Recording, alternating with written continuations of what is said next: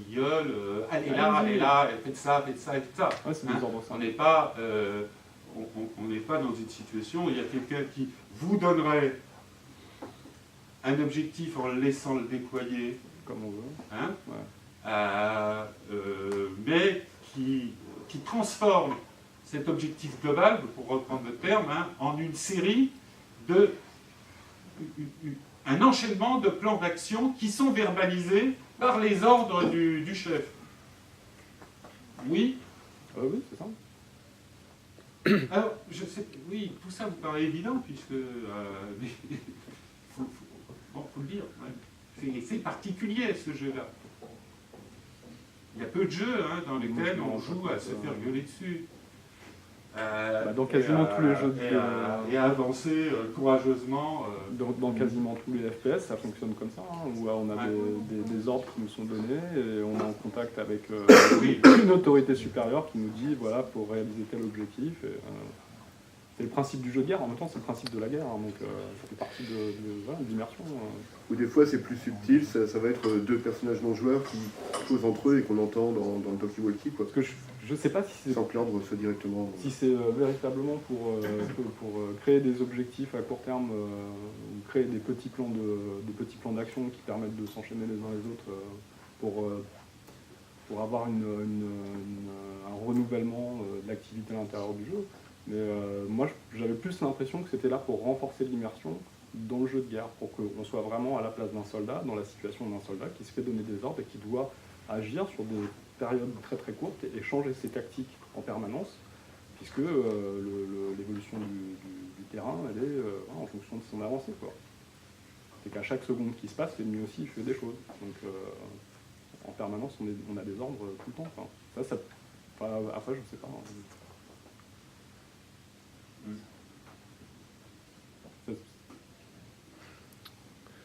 Mais moi, je dirais que les deux sont pas incompatibles. C'est-à-dire que ça peut très bien... puis c'est certainement le but aussi. C'est-à-dire, si ces ordres sont présents dans le jeu, c'est qu'ils servent à la fois le côté scénaristique et le gameplay. Et donc... et c'est ça le bon jeu. C'est ça le bon jeu. C'est quand on a réussi à coordonner les deux, à connecter les deux. Oui. Là, il y a une fonction scénaristique. T'es dans la guerre, donc il y a toujours un mec qui vient dessus, qui te donne les ordres et tu fais, etc. Et puis en même temps, on a cette fonction dans le gameplay. C'est ça qui est intéressant, c'est quand les deux marchent ensemble. Quand la forme et la fonction sont...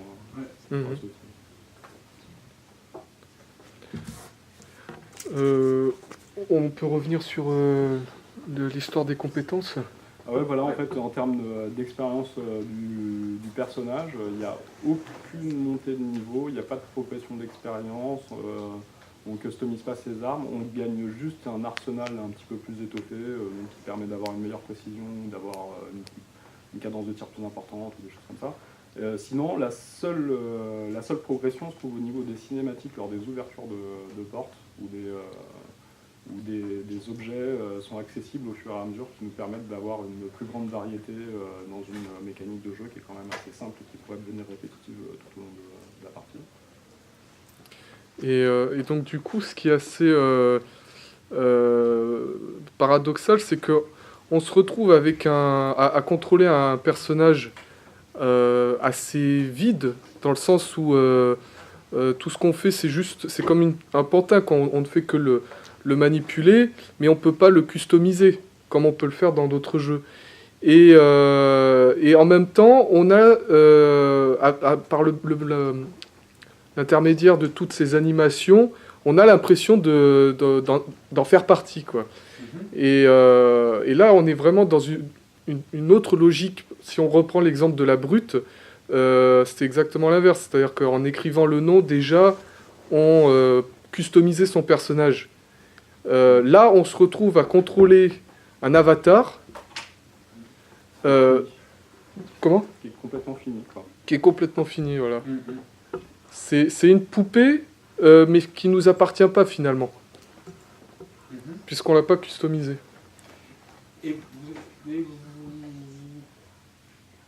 en même temps, ça marche. Hein, Et ça marche. Ah ouais, en termes c'est ça qui est... Et ça marche. On se retrouve même des fois plongé. En fait, ce qui est étonnant, c'est la manière dont la vision se réduit complètement à ce qu'on voit sur l'écran, quoi. C'est-à-dire qu'on est même tout l'univers hors de l'écran n'existe plus et on est plongé dans les scènes de combat de manière intense. On est crispé comme on serait crispé dans une vraie situation de bataille, à l'écoute des bruits, des tirs, des indications de nos partenaires. Toute notre attention est focalisée en fait sur les éléments esthétiques, c'est-à-dire visuels et sonores, quoi, qui sont le biais par lequel on nous retransmet l'expérience de la situation d'une personne en guerre. Et je pense que l'aspect personnalisation du personnage, je parle au niveau de s'approprier le personnage, je trouve que c'est un faux problème en fait, parce que au final, même dans les cinématiques, notre personnage on le voit jamais. On le voit jamais, ouais. On voit que c'est que ce soit dans n'importe quel Medal of Honor, du premier au dernier qu'ils ont fait, jamais on voit notre soldat.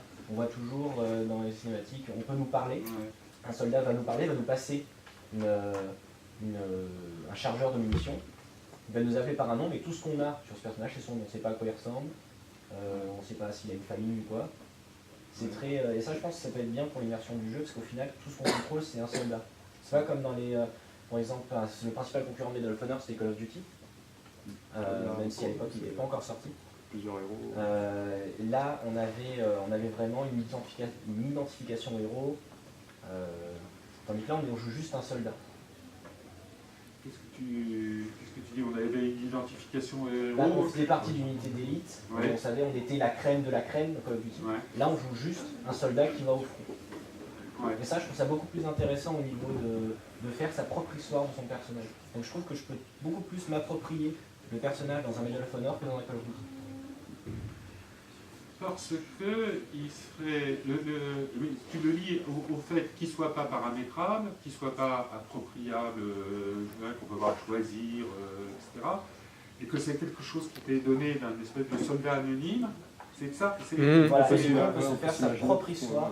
Une coquille sur vide ce en fait, soldat. quoi, on peut éviter. Ouais. Et je pense que du coup, c'est... je sais pas, je trouve ça presque mieux pour l'immersion que si on avait pu customiser sa coupe de cheveux, quoi. Mais Ouais. en fait, ce qu'il y a avec Call of Duty, c'est que c'est très cinématographique. Et dans le sens où c'est comme quand on regarde un film, on voit un personnage, un héros, voilà, toujours très charismatique.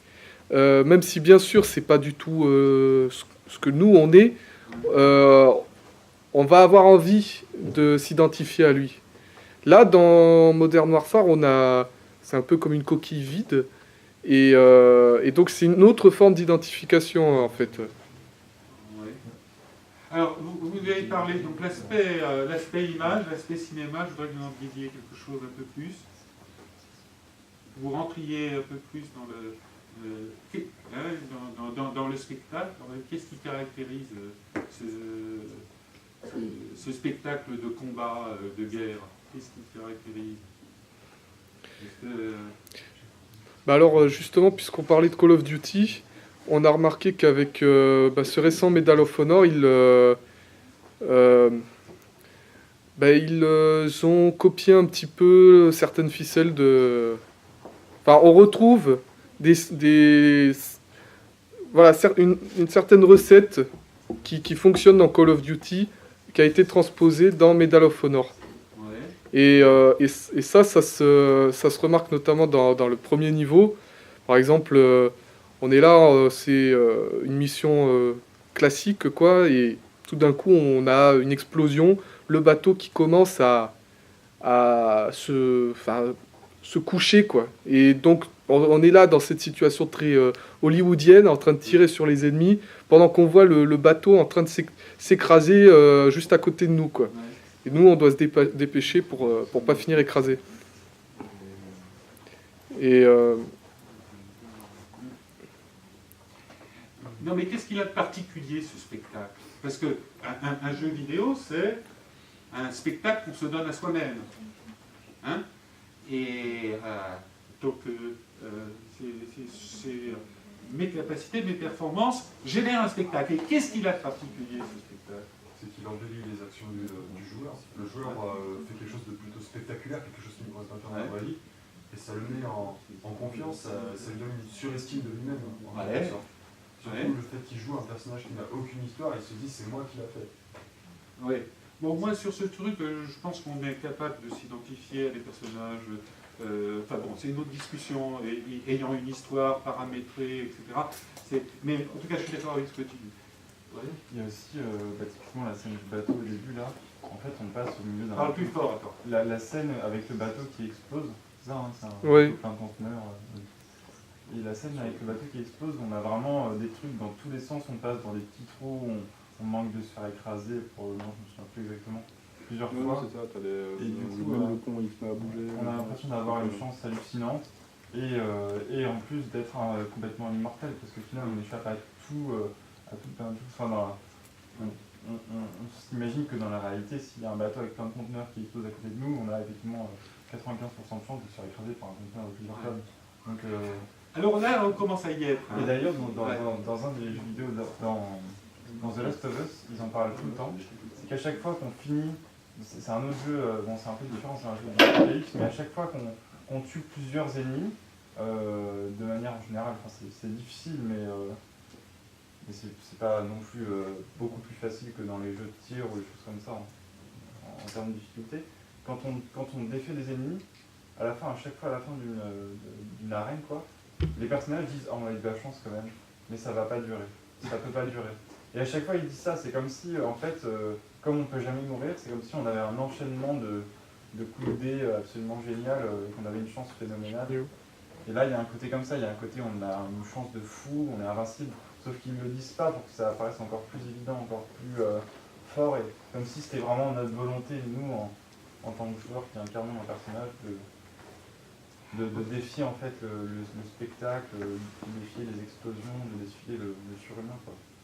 Alors, donc on a une chance formidable, c'est des trucs incroyables, ça va exploser, on devrait mourir, on ne meurt pas, etc. Donc en fait, ce qui caractérise ce spectacle, c'est qu'on enchaîne des moments d'extrême intensité. Hein, c'est-à-dire que alors évidemment, maintenant vous êtes habitués avec le cinéma, donc les nouveaux types de cinéma, à avoir des spectacles de guerre dans lesquels on a supprimé l'ennui, supprimé l'attente, supprimé les progressions lentes vers... Hein, la guerre, c'est ce qu'on m'a dit, les gens que je connais de côté militaire, armée, tout ça, j'ai dit c'est 98% du temps, on s'emmerde, on attend, on prépare, etc. Et il y a 1%, 1 pour 1000 d'intensité, d'adrénaline, de choc direct, etc. Et là, on a transformé la guerre, le spectacle de la guerre, on a supprimé, en quelque sorte, tous ces moments de basse intensité, pour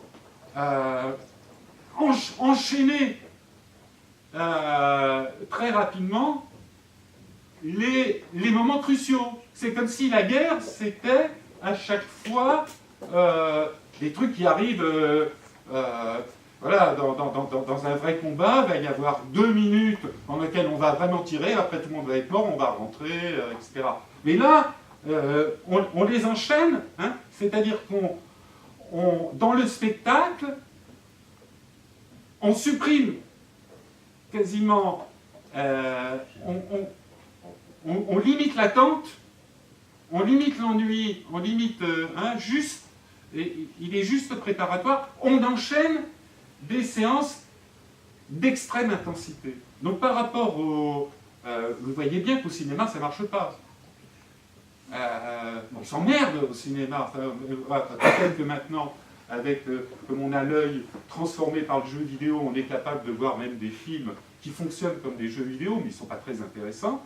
Ce sont des films dans lesquels on ne fait qu'enchaîner des séquences d'action à haute intensité, à très haut risque, hein, à poussée immédiate d'adrénaline.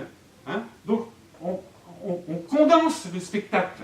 Hein. Donc c'est ça la particularité de ce spectacle de guerre, hein, c'est que vous êtes au cœur de l'action. L'action n'est pas vue de loin, l'action n'est pas vue en vous êtes en gros plan à l'endroit où se prennent tous les risques, et qu'en même temps, vous passez d'un risque à l'autre, en permanence. Hein. Donc, ça met dans un état très particulier. Je ne sais pas par rapport au cinéma ce que je dis. Est-ce que vous voyez la différence Oui, mais quand même, dans chaque fin de combat, c'est quand même un peu une pause aussi, quoi. Alors le tempo est peut-être beaucoup plus rapide, mais c'est quand même temps fort, pause, quoi. Ouais, c'est plus rythmé comme Les ça. trois quarts du temps, on est quand même en fin de combat. Il y a pas mal de Ouais, combats, le après il y a passage d'intensité, les phases c'est où on beaucoup. arrive près des bâtiments où il faut défoncer les portes, où là même les combats sont moins intenses, tu as des cinématiques de ralenti, mais... Pardon, parlez plus fort. Donc au niveau du rythme, il y a de grosses phases de choses, hein, justement toutes les phases où on va pénétrer dans les bâtiments et où on doit avoir cette fameuse cinématique, où on rentre dans le truc, où là le temps est complètement ralenti, on a le temps de se poser, d'essayer d'éliminer tous les personnages dans la salle. C'est assez fréquent quand même qu'ils intercalent une phase très intense avec une phase plus reposante, mais avec quand même de l'action, plutôt que d'avoir que des phases intenses qui se succèdent, quoi. Sinon, bon, après c'est la crise cardiaque, quoi. On n'est pas loin. Hein. Ouais, ouais. Après, en même temps, je pense que ça va dépendre aussi beaucoup de la manière dont jouent les gens. Parce que si effectivement on n'arrête pas d'avancer dans tous les sens, de tirer et tout, effectivement c'est haletant, c'est intense en permanence. Mais si on se pose, si on laisse ses coéquipiers agir, qu'on prend le temps, les phases de combat, elles prennent une tournure qui n'est plus du tout la même. En réalité, je crois même que si on laisse les équipiers agir tout seuls, on peut passer de zone de combat à zone de combat sans jamais tirer une seule fois.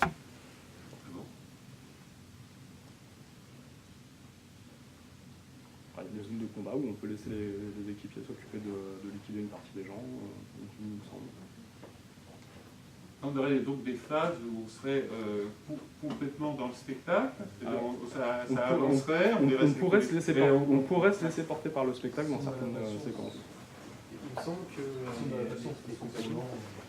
Pardon? Les coéquipiers nous mettent plus de temps que nous. ouais, c'est ça. Carrément, ils sont quasiment inutiles. D'ailleurs, c'est le joueur qui est censé buter tout le monde et avancer en fait. Les PNJ au final, c'est très avancé. Ah bah, le peu de souvenirs que j'en ai, je me souviens d'avoir eu une ou deux phases où alors je le joue en vétéran, donc sans rien, où effectivement les IA elles étaient bien et elles me permettaient d'avancer là où je me faisais buter parce que j'étais allé trop vite, quoi. Je me rappelle surtout de Call of, c'était comme ça en fait. Après, Medal of Honor, on va le souvenir. Après, Call of, je crois que c'est assez différent que c'est genre des zones de bypass. En fait, à chaque fois que tu as dépassé un certain... Enfin, tant que tu restes à une certaine zone, tu as des ennemis qui continuent à spawner.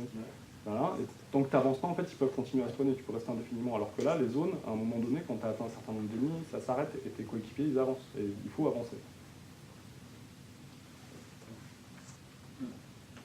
Alors, pour revenir à ce que je disais sur l'intensification du spectacle dans ce type de jeu, hein, évidemment, vous avez raison. Hein, il y a malgré tout, à l'intérieur des séquences, des progressions, des moments de calme, des moments où on se repose un peu. Hein. Mais si on regarde globalement l'affaire, hein, le spectacle consiste quand même à amener, à faire se succéder des phases d'intensité maximale. Hein, une phase d'intensité maximale, un petit repos, pof, on repart. Hein, c'est quand même... on n'est pas loin hein, du rythme cardiaque très intense. Ouais, moi, c'est pas vraiment, c'est pas l'impression que j'avais eue en tout cas sur les premières demi-heures, trois quarts d'heure de jeu. Non, j'avais plutôt l'impression que c'était vraiment des phases très intenses avec des phases plus presque limite infiltration où on peut essayer d'arriver sans se faire repérer. Puis après, de nouveau une autre phase où là on se fait repérer. Il y a encore une phase de combat intense. Ok. Si on vous demandait quels sont les meilleurs moments dans un jeu comme ça, à quel moment vous avez vous avez le sentiment le plus intense. Qu'est-ce qui vous reste en mémoire, hein? Dans les enquêtes qu'on faisait, hein, c'était une des choses les plus productives, c'est qu'est-ce qui vous reste? Quel est le moment qui vous plaît le plus là-dedans? C'est le moment où les ennemis arrivent par vague, on sent qu'on est en danger et qu'on doit essayer de trouver une solution pour s'en sortir sans recommencer le niveau, ou sans mourir. Après, la satisfaction de tuer les ennemis est pas aussi intense que l'effet, enfin pour moi, hein, que l'adrénaline de la peur d'avoir à affronter le combat. Ouais. Moi, en ce qui me concerne, c'est l'inverse, c'est-à-dire que c'est au moment où j'élimine les ennemis, c'est là que j'en tire de la satisfaction, quoi, le plus. Après, c'est plus du relâchement que... une fois que j'ai fini une vague d'ennemis, je me sens détendu, mais la phase la plus intense en termes d'émotion, c'est quand même celle où, pour moi, celle où je vois que je vais me faire submerger et qu'il faut que je trouve une solution pour m'en sortir. D'accord. Donc là, il y aurait la phase de risque maximum, c'est le spectacle d'une future perte, hein, d'une situation de faiblesse. Est-ce que c'est quand tu sens que tu es en faiblesse et que je dois me surpasser. Et que malgré tout tu y arrives. Donc il y a quelque chose. Ce qui te fait plaisir, donc ce qui générerait ici le plaisir, ce serait le spectacle d'une situation où tu te demandes si tu es moins fort que tes ennemis, et où finalement tu vas arriver, tu vas comprendre que tu étais plus fort qu'eux. Il faut que tu apparaisses en situation de faiblesse, en situation de risque maximal, pour être soulagé. C'est aussi en même temps, je pense qu'en termes d'expérience de jeu, si on se retrouve avec des ennemis qui sont trop faibles ou qui ne sont pas assez en grand nombre, il n'y a pas de challenge, il n'y a pas de difficulté, il n'y a pas de... Il n'y a pas de challenge, quoi. Si c'est simple, il n'y a pas de raison que je continue à jouer, quoi. Donc il faut qu'on crée de la difficulté, il faut qu'on me la mette en face pour que ça me donne quelque chose qui me donne l'impression que je vais me surpasser en faisant la mission qui m'est proposée. Ouais, oui, enfin là, c'est le spectacle d'être en péril, d'être mis en péril. Enfin, il faut qu'il y ait quelque chose qui amplifie la sensation de danger. Hein, c'est pas, parce que c'est encore autre chose, là, que ce soit difficile, difficile à faire, tu te surpasses, ça c'est dans le domaine de la compétence, mais là, du spectacle, il y aurait un moment où où ce qui t'est montré, c'est que tu es faible. C'est que je peux... c'est que je peux perdre face à cette situation. C'est là où, pour moi, l'émotion est la plus forte. Après, c'est plus dans l'ordre de... Je suis plus dans l'ordre de la résolution du conflit, après, quand je suis dans le jeu et tout. Donc, je suis plus dans l'émotion, je suis dans l'action. Et après, une fois que c'est passé, je suis dans la décontraction, parce que j'ai fait ma mission, je suis tranquille, je sais que je peux me reposer un petit peu avant d'arriver à la zone après. Et je pense que le fait d'avoir ce premier pic d'intensité, c'est ça qui permet de créer une émotion sur la longueur et qui recrée l'expérience de jeu d'un mec qui est en situation où il se voit, lui, attaqué par des gens. Pour aller plus loin, c'est que vous montriez comment, dans l'image, à ces moments-là, comment la sensation de faiblesse liée à un danger imminent, comment elle vous est montrée, et comment se fait le passage, puisque finalement il y a une transformation. On vous montre en danger, puis le danger est vaincu. Comment se fait ce passage-là? Ce serait ça. Quel rôle joue l'image pour vous faire sentir ça, pour qu'il y ait cette sensation délicieuse d'être passé près d'un grave danger et de s'en être sorti. Bah, c'est assez progressif. Là, on nous a mis en condition de sentir notre faiblesse par les tutoriaux et tout. Et on se rend compte au fur et à mesure de quel niveau de difficulté on va rencontrer avec quel type d'ennemi. Et au fur et à mesure du jeu, genre, on nous montre une scène, on va arriver sur un point où il va y avoir des ennemis, et là on va les voir en surnombre, ou alors on va avoir des ennemis qu'on ne connaît pas. Soit on sait déjà à quoi on s'attend dans un trait-nombre et on voit que le nombre nous dépasse, donc c'est une nouvelle situation, soit c'est un ennemi qu'on ne connaît pas encore et c'est une nouvelle situation. C'est ça qui fait qu'on est dans le doute ou vraiment dans la peur totale. Ouais, c'est intéressant. Hein. J'essaye d'affiner toujours ces sensations. Bon. Ok. Après, c'est très sonore en fait. Moi, je trouve que le jeu il joue beaucoup sur tout l'ambiance, tout l'environnement, les balles qui fusent, l'environnement militaire, les talkies qui se parlent. Au final, c'est ça, au moment de l'action, c'est vraiment plus dans le côté, on entend les balles qui fusent, tout ça, c'est là qu'on se rend compte de l'intensité de l'action. Parce qu'au final, visuellement, des fois, on ne se rend pas forcément très bien compte du nombre d'ennemis qu'il y a, ils peuvent être un peu cachés. C'est plus l'environnement sonore qui est très impactant. Ouais, typiquement, il y a beaucoup de jeux dans lesquels le danger, il a raison là-dessus. Plus fort. Il y a beaucoup de jeux, enfin, la plupart des jeux de guerre utilisent justement pour mettre en situation de danger, on voit ou on entend l'impact d'une balle, une roquette ou quoi que ce soit. On ne voit pas directement de là d'où ça vient, mais on le déduit par l'impact selon l'orientation. On entend qu'il y a une zone de combat permanent, même dans les phases hors combat, on entend toujours soit des petits bruits d'hélice